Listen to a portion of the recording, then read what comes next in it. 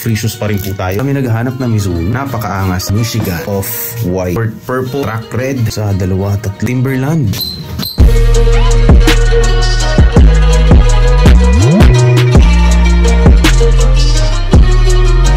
Arrivals po tayo, recap kung anong nandito ngayon sa store. Ito pala yung candy na pinamimigay namin dito sa store. Pag pumasok kayo, libre, pwede kayong kumuha, pero pa isa-isa lang syempre. Ito rin pinapahulaan namin sa aming pag-games. Every live namin, libreng sapatos po kasi every live. So ito yung may mga message yan kasi ito yung fresh na candy, fresh, parang Gcash. Fresh candy, meron siyang message sa likod. Pinabunot natin, have fun.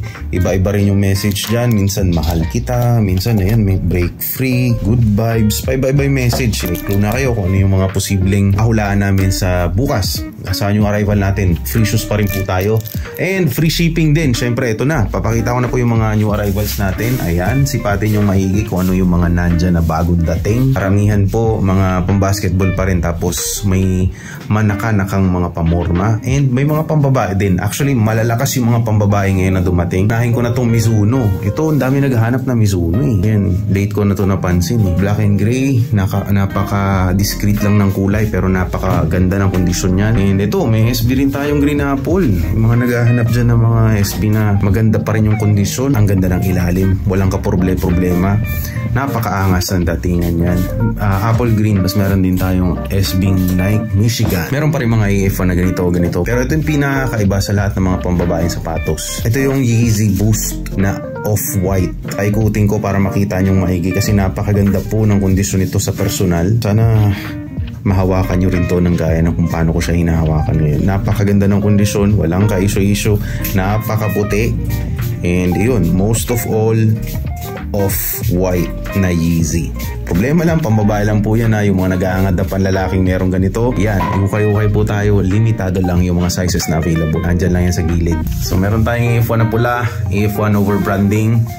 40th anniversary na AF1, alam nyo na, pag ganitong 40th anniversary, kakaibang AF1 yan. Yan yung mga magagaang na AF1, ganyan yung ilalim nila. Meron din tayong J1 na low, court purple, meron din tayong track red, J1, ang ganda din ng kondisyon nito. Less 100 po kami sa live bukas kung ipipick up nyo. Tapos, by the way, kaya po kami less 100 kapag sa live. Iba kasi yung thrifting experience ng mga taong nandito po talaga kasi makakapili talaga. Unlike nang sa live, nang sa video, na pinapakita lang namin ng ganito, hindi nyo talaga siya nahahawakan. Kaya ayun, bibigyan natin ng pribilehiyo yung mga pumipili online, lalo na sa live, na less 100 po sa ating new arrival. Ikalawa, kaya po siya less 100 para sa mga pumipick up dito. Yung mga taong pumunta na dito ng umaga from 10 AM hanggang 6 PM, nakapili na sila, nauna na sila. So kahit same day po yung arrival, may mga taong nauna pa rin mamili sa inyo. Kaya less 100 po tayo pagdating ng 6 PM ng gabi pag sa live. And free shipping po para dun sa mga magpapadala naman at walang access dito sa store namin. J1 low, puro ito po may dunk na isa, tapos may SB dyan.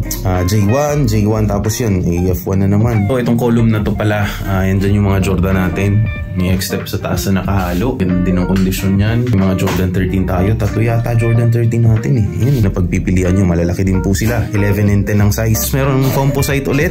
Yung mga mahilig sa ganitong classic na sapatos.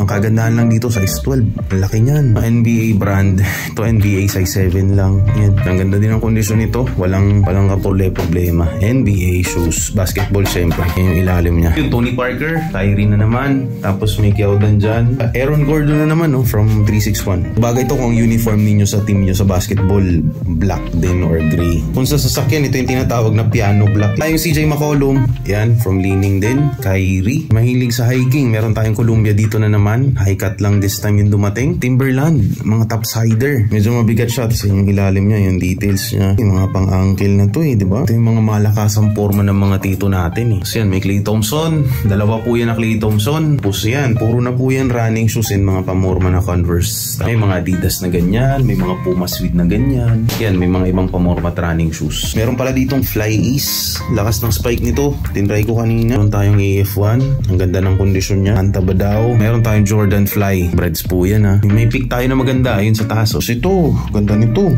Sukatin natin. Ayun, naging spike po talaga. So yan, size 10, port size 23. Syempre hindi ko yan isusuot. Sinukat ko lang para ayun, makita natin kung mag-i-spike talaga o hindi.